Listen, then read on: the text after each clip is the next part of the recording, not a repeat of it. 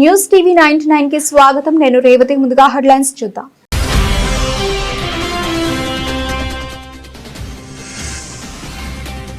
పరీక్షా వారియర్లకు ప్రధాని మోదీ సందేశం. విద్యార్థులంతా పరీక్షపై చర్చ ద్వారా స్ఫూర్తి పొందాలని పిలుపు.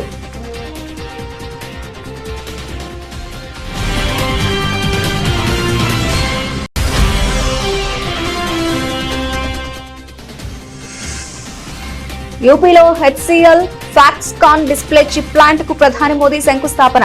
సాంకేతిక స్వావలంబన వైపు ఒక అడుగు పడిందని వెల్లడి.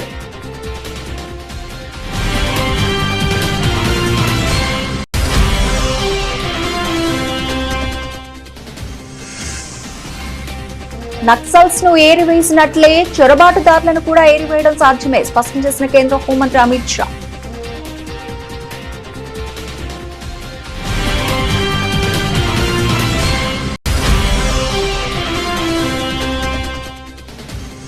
అజిత్ పవార్ విమాన ప్రమాదంలో కుట్ర వెంటనే రాజీనామా చేయాలని ఎన్సీపీ నేత ఎమ్మెల్యే రోహిత్ పవార్ డిమాండ్.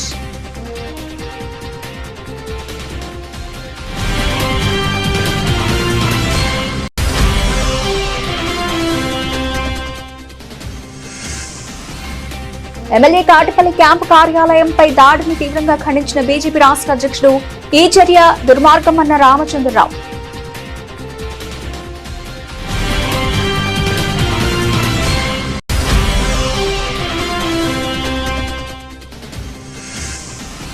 శ్రీశైలంలో భక్తులకు తప్పిన పెను ప్రమాదం. యాత్రికులు బస చేసిన ఓ వీఐపీ కాటేజ్ లో షార్ట్ సర్క్యూట్ కారణంగా చెలరేగిన మంటలు.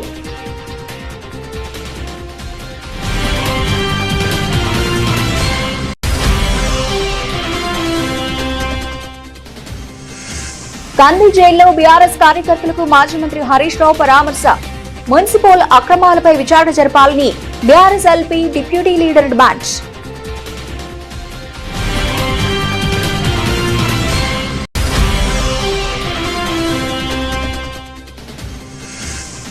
రాష్ట్రంలో జరిగిన ఎన్నికల సరళిపై ప్రజల అనుమానాలు నివృత్తి చేయాల్సిన బాధ్యత కేంద్ర ఎన్నికల సంఘానిదే, డిమాండ్ చేసిన మాజీ మంత్రి సాకి శైలజానాథ్.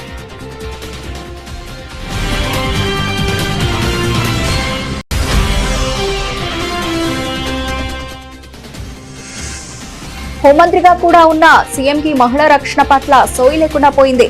ప్రభుత్వంపై విమర్శలు గుప్పించిన జాగృతి వైస్ ప్రెసిడెంట్ మంచాల వరలక్ష్మి.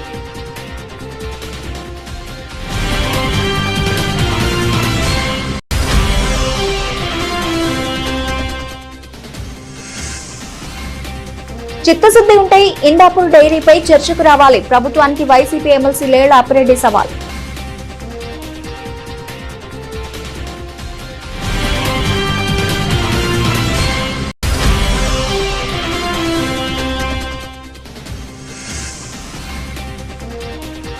డెబ్బైవ Filmfare awards. ఉత్తమ నటుడిగా అల్లు అర్జున్, నటిగా నివేద థామస్.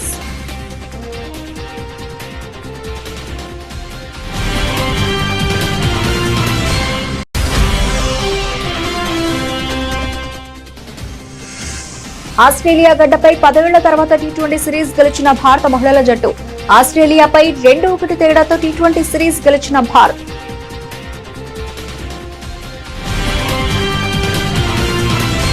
పరీక్షలకు సన్నద్ధం అవుతున్న చిన్నారులను ఉద్దేశించి ప్రధాని మన్ కీ బాత్ లో ప్రస్తావించారు. విద్యార్థులంతా పరీక్షపై చర్చ ద్వారా స్ఫూర్తి పొందాలని మన్ కీ బాత్ 131వ ఎపిసోడ్ లో ప్రధాని మోదీ పిలుపునిచ్చారు. మీరంతా ఎగ్జామ్ వారియర్స్ అని పూర్తి విశ్వాసంతో, ఆత్మవిశ్వాసంతో పరీక్షలకు సిద్ధం కావాలని ప్రధాని ఆకాంక్షించారు. పూర్తి శ్రద్ధతో పరీక్షలకు సన్నద్ధం అవుతారని నమ్మకం ఉందని, ఇటువంటి సమయంలో మీపై మీరు నమ్మకాన్ని పెట్టుకోవాలని విద్యార్థులకు సూచించారు. పరీక్షలో విజయాన్ని సాధిస్తారని నమ్మకం ఉందని, జీవితంలో కూడా నూతన విజయ శిఖరాలను అధిరోహిస్తారని పూర్తి నమ్మకం ఉందని ప్రధాని ఆకాంక్షించారు.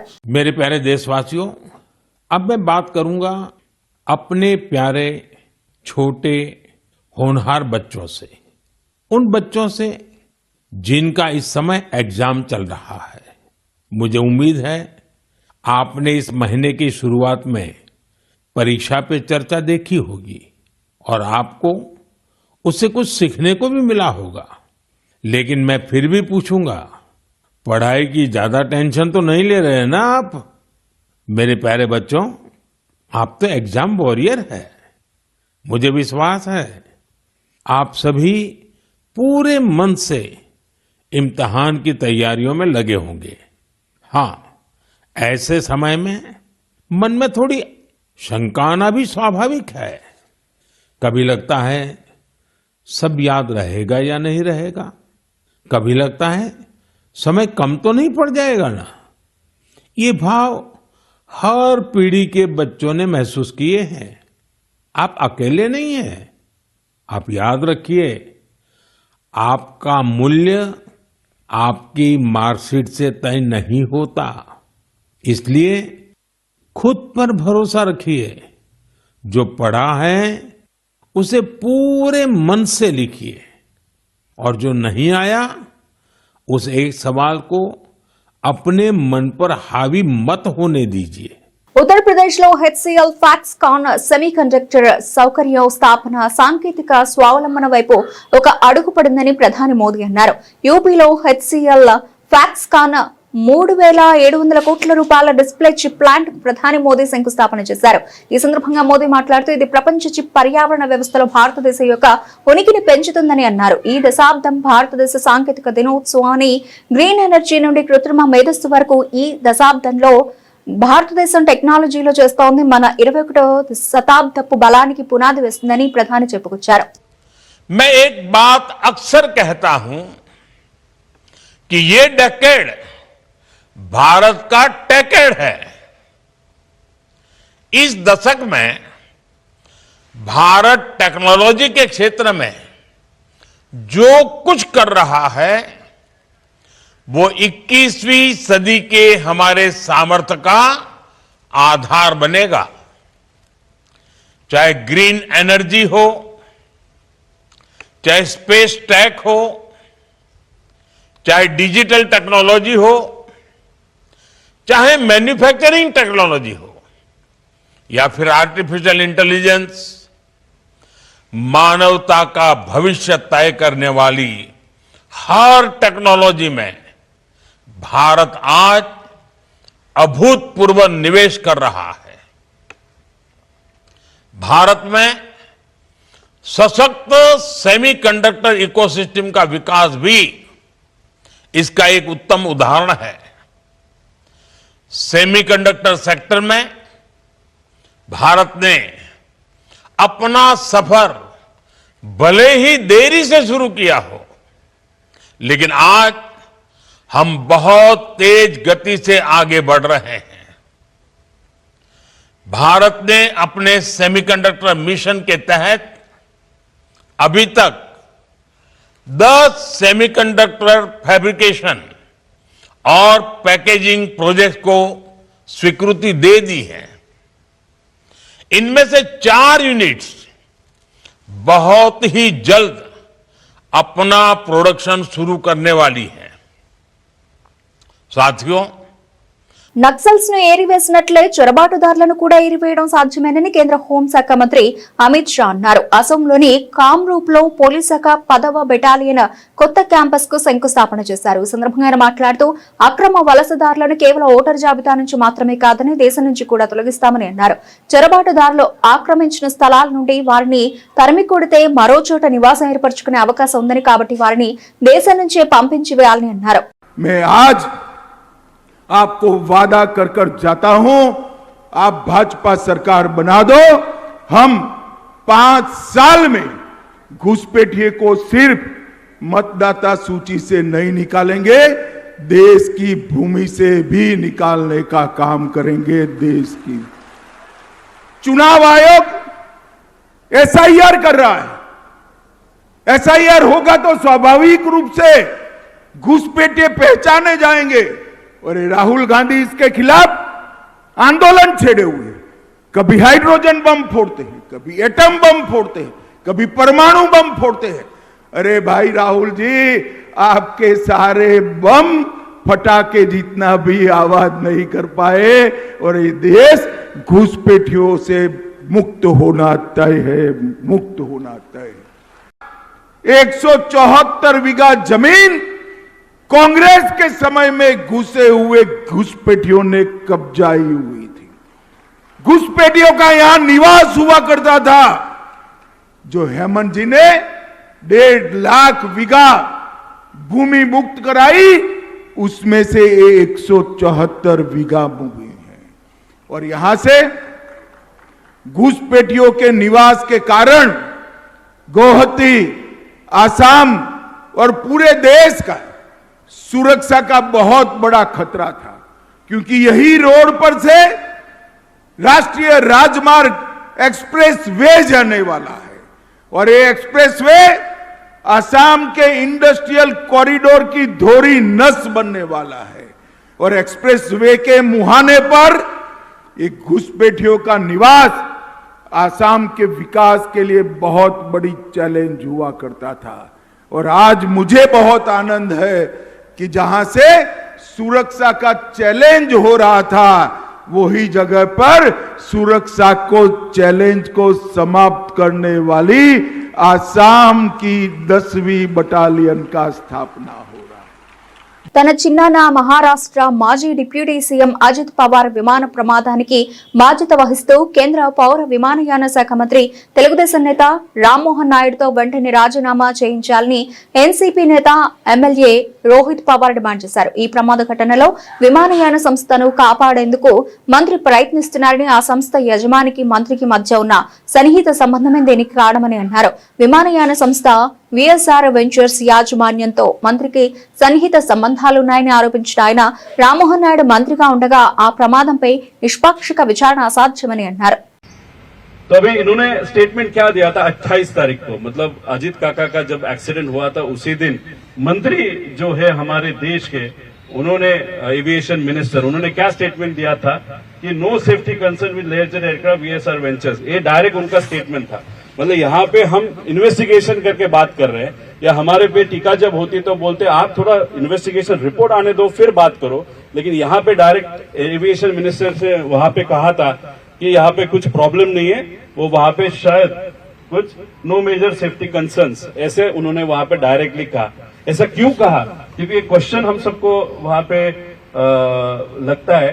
देखो, वीएसआर कंपनी से कोई लेना देना नहीं. जब मैंने यहाँ पे बंबई में दिल्ली में आके जब एक स्टेटमेंट किया था कि यहाँ पे aviation minister somehow not directly but through his parties leadership is involve with VSR, तब उन्होंने वहां पे वीएसआर कंपनी से कोई लेना देना नहीं, सूत्र के माध्यम से उन्होंने बताया था. अभी ये सूत्र कौन है वो देखने की जरूरत है.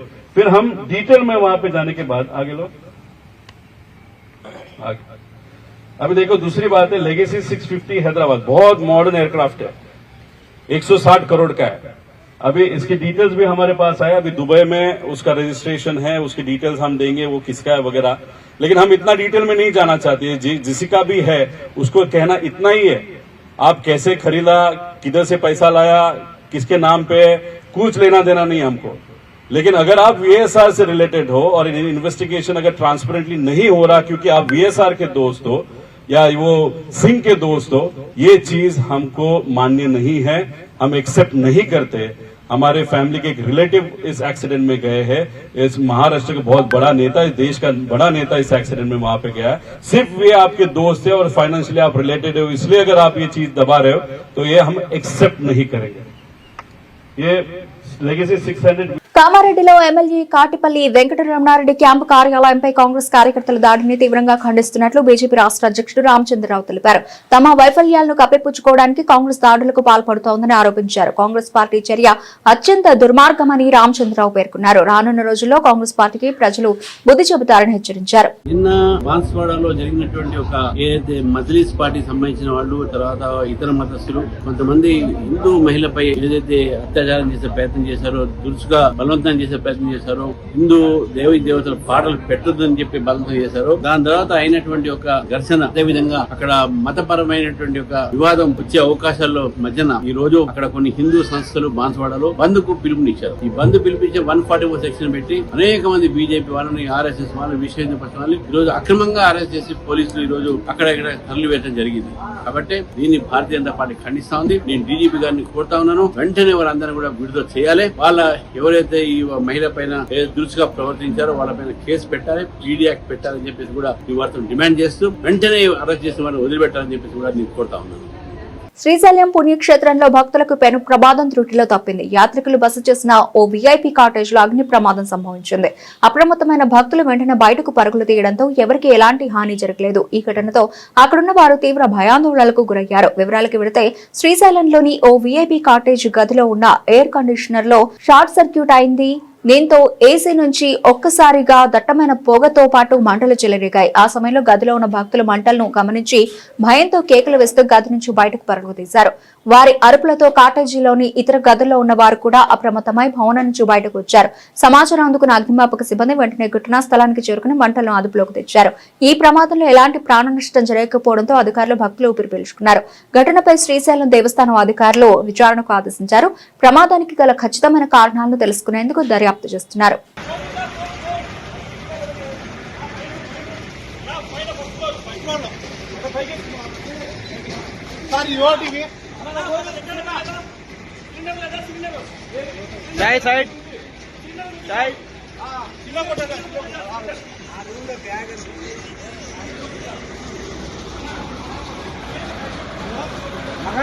కాంగ్రెస్ పాలనతో రాష్ట్రంలో గూండాల రాజ్యం నడుస్తోందని, ప్రజాస్వామ్యం ఖూనీ అవుతోందని మాజీ మంత్రి శాసనసభలో BRS LP deputy leader Harish Rao ఆగ్రహం వ్యక్తం చేశారు.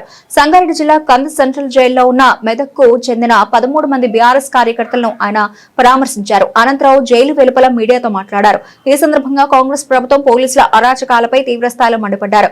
మెదక్ బీఆర్ఎస్ కార్యకర్తలపై అక్రమ కేసులు పెట్టి అరెస్టు చేసి జైలుకు పంపించడంపై తీవ్రస్థాయిలో ధ్వజమెత్తారు. ఎన్నికల ప్రచారం ముగిసిన తర్వాత ఎమ్మెల్యే 4 కార్ల కాన్వాయ్తో వార్డులకు వెళ్లి ఎలా ప్రచారం చేస్తారని ప్రశ్నించారు. సంగారెడ్డి జైల్లో కాంగ్రెస్ ప్రభుత్వం అక్రమంగా అరెస్ట్ చేసి నిర్బంధించినటువంటి 13 మంది బీఆర్ఎస్ కార్యకర్తల్ని పరామర్శించడం జరిగింది. ఈ కేసే ఒక అక్రమ కేసు. ప్రజాస్వామ్య పద్ధతుల్లో ఎన్నికల్లో గెలవలేక పోలీస్ లాఠీలతోని అక్రమ కేసులతోని ఇవాళ గెలవాలనేటువంటి ప్రయత్నం కాంగ్రెస్ పార్టీ చేసింది. నిజంగా చెప్పాలంటే మెదక్లో బీఆర్ఎస్ పార్టీ ఒక సీట్ ఎక్కువ గెలిచింది. ఎన్నికలకు ముందు రోజు ఎమ్మెల్యే గారు అర్ధరాత్రి 12:30కు ఎందుకు ఆ వార్డులోకి వెళ్లారు? ఇది ఎన్నికల నియమ నిబంధన ఉల్లంఘన కాదా? సాయంత్రం 5 గంటలకు ప్రచారం ముగిసింది. 5 గంటల తర్వాత ఎవరూ ప్రచారం చేయడానికి వీల్లేదు. ఆ వార్డుకు సంబంధం లేని ఓటర్లు ఆ వార్డుల్లో తిరగకూడదు. మరి ఆ వార్డుకు ఎందుకు ఎమ్మెల్యే గారు రాత్రి 12:30కు 4 కార్ల కాన్వాయ్తో వెళ్లారు? 4 కార్ల కాన్వాయ్తో వెళ్లి అక్కడ ఒక ముస్లిం మహిళ ఇంటికి వెళ్లి ఆ మహిళను బెదిరించి ఆ మహిళ ఛాతి మీద చెయ్యి వేసి నైటీని చింపే ప్రయత్నం జరిగింది. ఎమ్మెల్యే గారు గన్మెనే దాడి చేసినాడు. సో ఒక ముస్లిం మహిళ మీద దాడి చేసినప్పుడు, ఆమె ముస్లిం మహిళ ఛాతి మీద చెయ్యి వేసి దాడి చేసినప్పుడు సహజంగానే ప్రజల్లో ఆవేశం వస్తుంది కదా. సహజంగానే ప్రజల్లో ఒక ముస్లిం మహిళ మీద మరో గన్మెన్ ఆ రకంగా చెయ్యి వేసి దాడి చేసి ఛాతి మీద చెయ్యి వేసినప్పుడు ఎవరైనా స్పందిస్తారు కదా. నువ్వు ఆ రాత్రి 12:30కి ఎందుకు పోయినారు? డీఎస్పీ గారు దగ్గరుండి వాళ్ళని 12:30కి తీసుకెళ్లి డబ్బులు పంచిపిస్తాడా? మరి 12:30 రాత్రి. ఏపీలో 2024లో జరిగిన ఎన్నికల్లో అర్ధరాత్రి 11:45 నుంచి 2 గంటల మధ్య భారీ ఎత్తున పోలింగ్ నమోదు కావడం తీవ్ర అనుమానాలను రేకెత్తిస్తోందని, ఎన్నికల సరళిపై ప్రజల్లో ఎన్నో అనుమానాలు నివృత్తి చేయాల్సిన బాధ్యత కేంద్ర ఎన్నికల సంఘంపైనే ఉందని మాజీ మంత్రి సాకి శైలజానాథ్ డిమాండ్ చేశారు. అనంతపురంలోని వైఎస్ఆర్ కాంగ్రెస్ పార్టీ కార్యాలయంలో ఆయన మీడియాతో మాట్లాడుతూ, దేశ చరిత్రలో గతంలో ఎన్నడూ లేని విధంగా ఎన్నికల కమిషన్ వ్యవహార శైలిపై ప్రజలు తీవ్రమైన అనుమానాలు కలుగుతున్నాయని, వాటిని నిజం చేసేలా ఈసీ వ్యవహార శైలి కూడా ఉందని మండిపడ్డారు. ఒక మెరుపు స్ట్రైకింగ్ ఫోర్స్ లాగా వచ్చి ఒక 50 లక్షల ఓట్లు అతి కొద్ది కాలంలోనే వేయడం ద్వారా ఆంధ్రప్రదేశ్లో ఈ రోజున దాని లాభాన్ని అనుభవించిన వాళ్ళు మాది 100% స్ట్రైకింగ్ రేట్ అని చెప్పుకొని జబ్బలు జరుచుకునే ఒక కాలంలో ఇక్కడ ప్రజాస్వామ్యం అపహాస్యం చేయబడింది అని అనుమానాలని వ్యక్తం చేయడమే కాకుండా భారత రాజ్యాంగబద్ధమైన ఎన్నికల ప్రక్రియ ఇది వారి యొక్క నమ్మకాన్ని వమ్ము చేసే విధంగా ఉంది అన్న అంశాన్ని ఈరోజు చర్చించబడతా ఉంది. పరకాల ప్రభాకర్ గారు చెప్పక ముందు నుంచి కూడా చాలామంది రాజకీయ నాయకులు, విశ్లేషకులు కానీ సామాజిక శాస్త్రవేత్తలు ఆంధ్రప్రదేశ్ ఎన్నికల్లో 45 లక్షల ఓట్ల యొక్క వివరాలు కావాల్సింది అని పలుమార్లు పలు వేదికలపైన మాట్లాడడం జరిగింది. సమాధానం చెప్పేవాళ్ళు ఎవరూ లేరు. అసలు ఎంత దుర్మార్గంగా వ్యవహరించారంటే వీవీప్యాట్లని ఒక వారంలో కాల్చేశారు. ఇప్పుడు వీవీప్యాట్లు ఇచ్చేవాళ్ళు లేరు చూసుకుందామంటే. అట్లాగే ఆ వీడియో రికార్డింగ్స్ ఇమ్మంటే ఇచ్చేవాళ్ళు కూడా లేరు. ఈ నేపథ్యంలోనే ఇన్ని అనుమానాలతో ఉన్నప్పుడు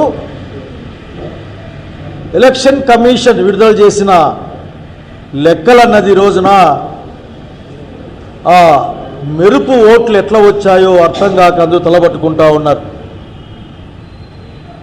బహుశా అదృశ్యంగా ఆత్మలు వచ్చి ఓట్లు వేసిపోయాయేమో అనిపిస్తూ ఉంది. ఎన్డీఏ ప్రభుత్వం వచ్చినాక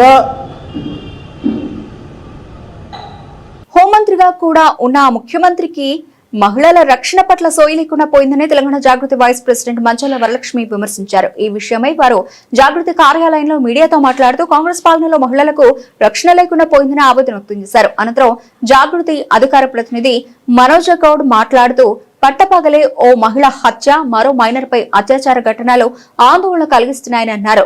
కాంగ్రెస్ అధికారంలోకి వచ్చిన నాటి నుంచి మహిళలపై నేరాలు పెరిగిపోయాయని ఆగ్రహం వ్యక్తం చేశారు. జై జాగృతి, జై తెలంగాణ. ఈరోజు చూసినట్టయితే మా మహిళలకు రక్షణ ఎక్కడుంది? ఇంట్లో ఉండి వర్క్ ఫ్రమ్ హోమ్ చేస్తున్న ఈనాడు సునీత ఈ 2 రోజుల క్రితము హత్యకు గురైంది. తన మాజీ భర్త ఇంటికి వచ్చి అంత బాజాప్తుగా అన్ని మారణాయుధాలు పట్టుకొని వచ్చి ఓ 10 మంది అడ్డం వచ్చి ఆయనకు చేయాలనుకున్నటువంటిది, ఆయన హత్య చేయాలనుకునేటువంటి విషయాన్ని అడ్డుకున్నా కూడా వారిని అందరినీ అంతమొందించే విధంగా ఉపయోగకరంగా ఉండేటువంటి మారణాయుధాలు పట్టుకొని పట్టపగలు ఇంట్లోకి, అంటే 11:30, 12 ఆ టైంకి వచ్చి హత్య చేయడం అనేటువంటి జరిగింది. అదేవిధంగా స్కూల్కి వెళ్తున్న బాలికల మీద కూడా ఏమాత్రం కూడా సెక్యూరిటీ అనేటువంటిది లేకుండా ఉండేటువంటి చర్యలు చూస్తున్నాం. ఒక మైనర్ బాలికను తీసుకెళ్లి 2 రోజులు అదుపులో పెట్టుకొని వారికి ఆ అమ్మాయికి మద్యం దాయిపించి మాలిస్టేషన్ చేయడం అనేటువంటిది చాలా విషాదకరమైనటువంటి విషయం. ఈ విషయంలో చట్టం, న్యాయం ఎక్కడ పోయింది? మా మహిళలకు రక్షణ ఎక్కడుంది? సీఎం రేవంత్ రెడ్డి గారిని మేము ఈ సభాముఖంగా ప్రశ్నిస్తున్నాము. మా తెలంగాణ జాగృతి నుండి మహిళా డెలిగేట్స్ని ప్రశ్నిస్తూ ఉన్నాము. ఈరోజు తెలంగాణ జాగృతి కవితక్క పక్షానికి మేము వెళ్ళి ఆ 2 కుటుంబాలని, ఇరు కుటుంబాలని కూడా మేము పరామర్శించడానికి వెళ్ళినప్పుడు వారి బాధ వర్ణాతీతం. మేము అడుగుతున్నది ఒకటే, ఈ వేదిక నుండి మేము అడుగుతున్నది ఒకటే, మీ ఒక్క కుటుంబానికే రక్షణ ఉంటే సరిపోతుందా? ఉన్న పోలీసులందరూ మీ చుట్టూ తిరుగుతేనే సరిపోతుందా? అదేవిధంగా మీ దగ్గరే రక్షణ శాఖ పెట్టుకున్నారు, హోం శాఖ మీ దగ్గరే పెట్టు. జై తెలంగాణ, జై జాగృతి, జై కవితక్క. ఏదైతే గత 2 సంవత్సరాలుగా చూస్తున్నామో కాంగ్రెస్ గవర్నమెంట్ ఫామ్ అయినప్పటి నుండి పూర్తిగా కూడా మహిళలకు రక్షణ అనేది లేకుండా పోతుంది. రోజుకో ఘటన మహిళల మీద జరుగుతూనే ఉండడం నిజంగా కూడా ఇది ఒక బాధాకరమైన విషయం. ఈ రోజు అన్ని విధాలుగా కూడా కాంగ్రెస్ గవర్నమెంట్ విఫలమైంది. ఈ హోంశాఖ అనేది కూడా రేవంత్ రెడ్డి గారి దగ్గరనే పెట్టుకొని అసలు ఎట్లాంటి ఒక లా అండ్ ఆర్డర్ లో నిజంగా కూడా రేవంత్ రెడ్డి గారు, కాంగ్రెస్ ప్రభుత్వం ఈ రోజు ఫెయిల్యూర్ అని చెప్పుకోవచ్చు. రోజుకో ఘటన, మొన్నటికి మొన్న చూసినాం లాయర్ స్వప్న ఘటన. ఒకదాని నుండి ఒకరు మహిళలు తేరుకోకముందే ఇంకొక ఘటన. మొన్నటికి మొన్న ఉప్పలగూడకు చెందిన ఒక మైనర్ బాలిక మీద 3 అబ్బాయిలు దారుణంగా డ్రగ్స్ ఇచ్చి మద్యం ఇచ్చి ఆ మద్యం మత్తులో 3 అబ్బాయిలు ఒక అమ్మాయిని అత్యాచారం చేసిన ఘటన నిజంగా కూడా ఇది ఒక దిగ్భ్రాంతికి గురి చేసింది, బాధాకరమైన ఘటన. సభ్య సమాజం ఈరోజు సిగ్గుపడే విధంగా ఉంది. ఇదంతా కూడా గవర్నమెంట్ విఫలమైంది అన్ని విధాలుగా కూడా. ఎక్కడ కూడా ఇందాపూర్ డైరీ ముసుగులో హెరిటేజ్ కి టీటీడీ నిధులు దోచిపెట్టింది నిజం కాకపోతే ఇందాపూర్ కోసం టీటీడీ టెండర్ నిబంధనలు మార్చింది అబద్ధమైతే సభలో ప్రభుత్వం చర్చకు రావాలని వైఎస్ఆర్సీపీ రాష్ట్ర ప్రధాన కార్యదర్శి ఎమ్మెల్సీ లేళ్ల అప్పిరెడ్డి సవాల్ విసిరారు. అసలు హెరిటేజ్ కోసం అవినీతి చేయకపోయి ఉంటే ప్రభుత్వం ఎందుకు భయపడుతోందని ఆయన సూటిగా ప్రశ్నించారు. ప్రభుత్వానికి చిత్తశుద్ధి ఉంటే సోమవారమైనా చర్చకు సిద్ధం కావాలని స్పష్టం చేశారు. ఇందాపూర్ హెరిటేజ్ సంబంధంపై సభలో చర్చ జరపడానికి మండలి చైర్మన్ వద్ద అంగీకరించి మళ్లీ ఎందుకు పారిపోతున్నారని ఎద్దేవా చేశారు. 2014 నుంచి 19 వరకు తెలుగుదేశం ప్రభుత్వ అధికారంలో ఉన్నప్పుడు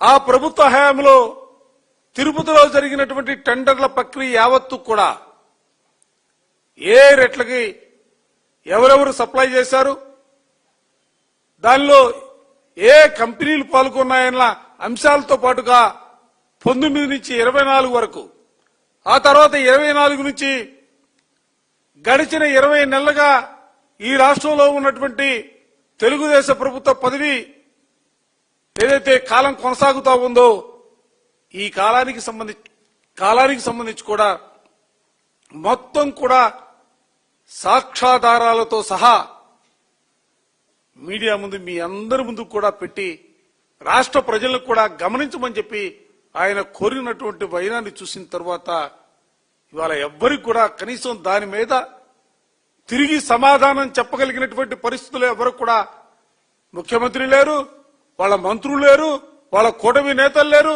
ఎవరు కూడా నోరు విప్పి ఇవాళ చూస్తున్నారే తప్ప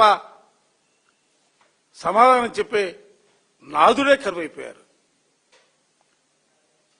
ఇవాళ శాసన మండలిలో మేమేమడుగుతా ఉన్నాం, ఇందాపూర్కి సంబంధించినటువంటి కాంట్రాక్ట్ ఏదైతే మీ ప్రభుత్వం వచ్చిన తర్వాత వారికి ఇచ్చారో దాని మీద చర్చ జరగాలని చెప్పి 4 రోజుల పాటు వాయిదాల తీర్మానం మేము ఇచ్చాం. చైర్మన్ గారి దగ్గరికి వచ్చి ఒప్పుకుంటారు, చర్చకు మేము సిద్ధమంటారు, కానీ సభలోకి వచ్చి పారిపోతారు. దీంతో పాటుగా మా పార్టీలో ఉండి ఇప్పుడు తెలుగుదేశంలో చేరినటువంటి కొంతమంది సభ్యుల చేత చైర్మన్ గారికి ఒక వాయిదా తీర్మానం ఇచ్చారు. లడ్డుపై కూడా చర్చ. 70వ ఫిల్మ్ఫేర్ అవార్డ్స్ ప్రధాన ఉత్సవం కొచ్చి వేదికగా అట్టహాసంగా జరిగింది. దక్షిణాది చిత్ర పరిశ్రమకు చెందిన ప్రముఖులు ఈ వేడుకకు హాజరయ్యారు. పుష్ప 2 ది రూల్ కోసం ఉత్తమ నటుడు అవార్డును అల్లు అర్జున్ అందుకున్నారు. అల్లు అర్జున్ కు ఇది 7వ ఫిల్మ్ఫేర్ అవార్డు కావడం గమనార్హం. మెగాస్టార్ చిరంజీవి పేరిట ఉన్న దీర్ఘకాల రికార్డును అల్లు అర్జున్ సమన్ చేశారు. 35 చిన్న కథ కాదు చిత్రానికి గాను నివేదా థామస్ ఉత్తమ నటి అవార్డును గెలుచుకుంది. పుష్ప 2 సినిమాకు ఎక్కువ అవార్డులు వచ్చాయి. టాలీవుడ్ కు పలు అవార్డులు దక్కాయి.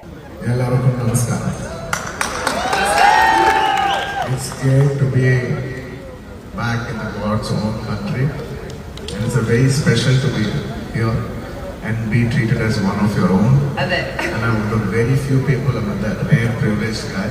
We have a fixed goal, we all put our efforts, and we are patient, we do all the hard work, everything, and we achieve it.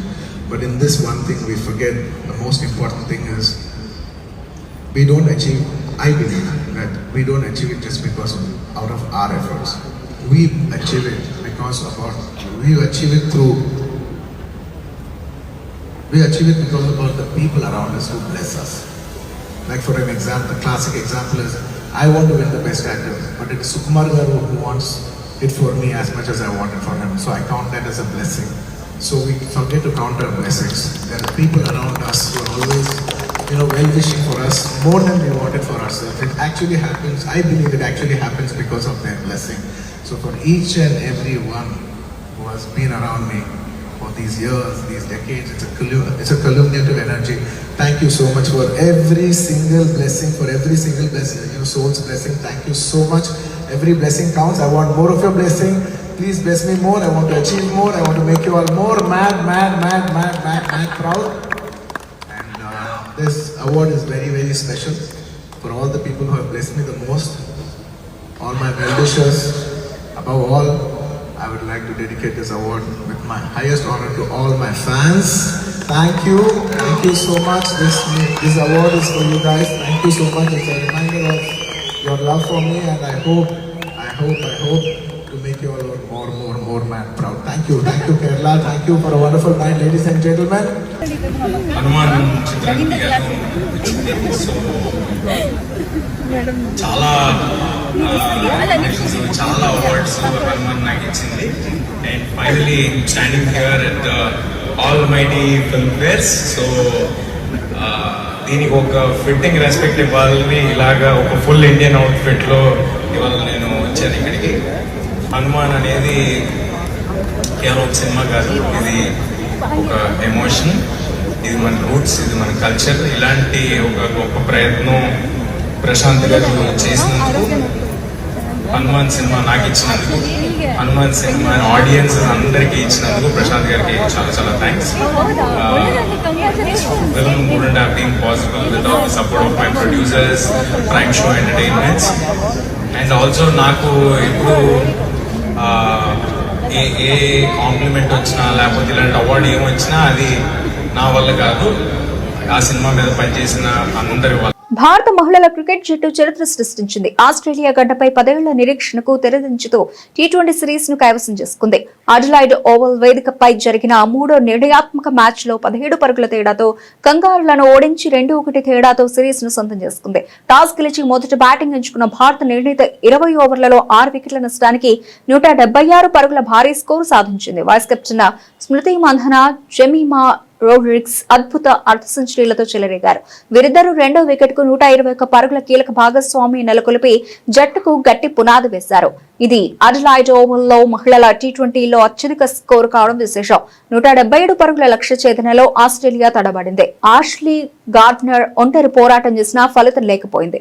భారత స్పిన్నర్లు శ్రేయాంక పాటిల్, శ్రీచరణి తమ మాయాజాలంతో ఆసీస్ బ్యాటింగ్ ఆర్డర్ ను కుప్పకూల్చారు. క్రమం తప్పకుండా వికెట్లు తీస్తూ ఆతిథ్య జట్టును ఒత్తిడిలోకి నెట్టి 20 ఓవర్లలో 9 వికెట్లకు 159 పరుగులకే కట్టడి చేశారు. ఆస్ట్రేలియా గడ్డపై భారత మహిళల జట్టుకు 2016 తర్వాత ఇదే తొలి టీ20 సిరీస్ విజయం. మరోవైపు సొంత గడ్డపై 2017 తర్వాత ఆస్ట్రేలియా సిరీస్ ఓడిపోవడం కూడా ఇదే మొదటిసారి. అద్భుత ఇన్నింగ్స్ ఆడిన స్మృతి మంధానకు player of the match award లభించింది. ఈ చారిత్రాత్మక విజయంపై కెప్టెన్ హర్మన్ ప్రీత్ కౌర్ సంతోషం వ్యక్తం చేసింది. బులెటిన్ ముగించే ముందు హెడ్లైన్స్ మరోసారి.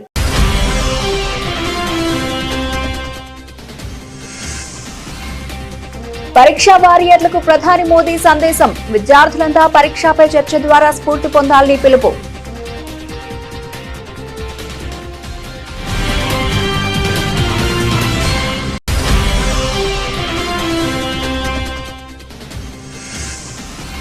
యూపీలో HCl Foxconn display chip plant కు ప్రధాని మోదీ శంకుస్థాపన.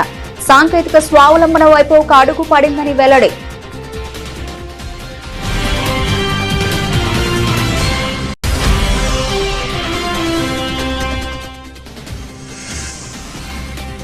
నక్సల్స్ ను ఏరివేసినట్లే చొరబాటుదారులను కూడా ఏరివేయడం సాధ్యమే, స్పష్టం చేసిన కేంద్ర హోంమంత్రి అమిత్ షా.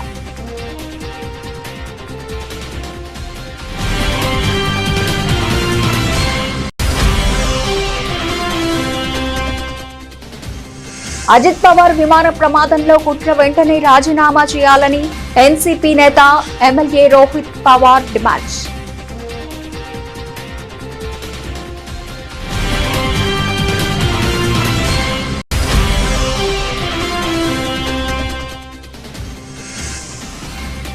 ఎమ్మెల్యే కాటిపల్లి క్యాంపు కార్యాలయంపై దాడిని తీవ్రంగా ఖండించిన బీజేపీ రాష్ట్ర అధ్యక్షుడు ఈ చర్య దుర్మార్గమన్న రామచంద్రరావు.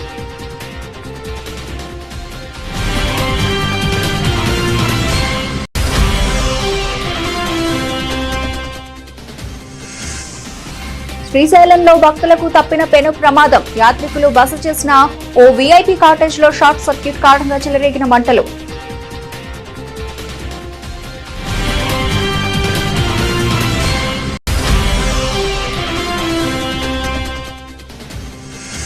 గాంధీ జైల్లో బీఆర్ఎస్ కార్యకర్తలకు మాజీ మంత్రి హరీష్ రావు పరామర్శ. మున్సిపల్ అక్రమాలపై విచారణ జరపాలని BRS LP deputy leader demand.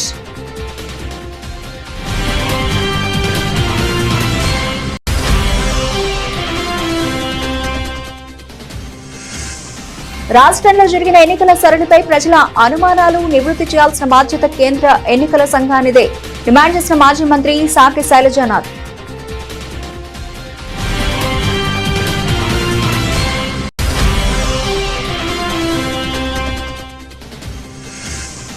హోంమంత్రిగా కూడా ఉన్న సీఎంకి మహిళా రక్షణ పట్ల సోయి లేకుండా పోయింది.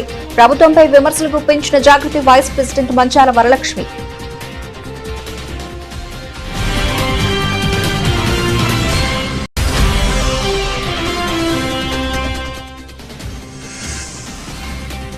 చిత్తశుద్ధి ఉంటే ఇండాపూర్ డైరీపై చర్చకు రావాలి. ప్రభుత్వానికి వైసీపీ ఎమ్మెల్సీ లేళ్ల అప్పిరెడ్డి సవాల్.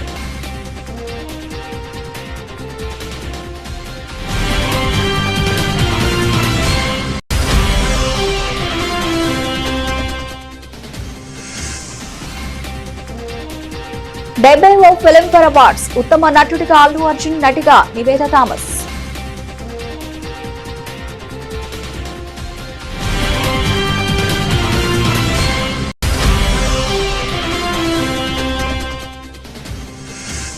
ఆస్ట్రేలియా గడ్డపై 10 ఏళ్ల తర్వాత టీ20 సిరీస్ గెలిచిన భారత మహిళల జట్టు.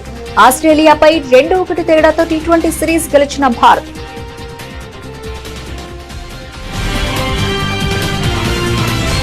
ఇవి బులెటిన్ అప్డేట్స్. మరిన్ని అప్డేట్స్ తో మళ్ళీ కలుద్దాం.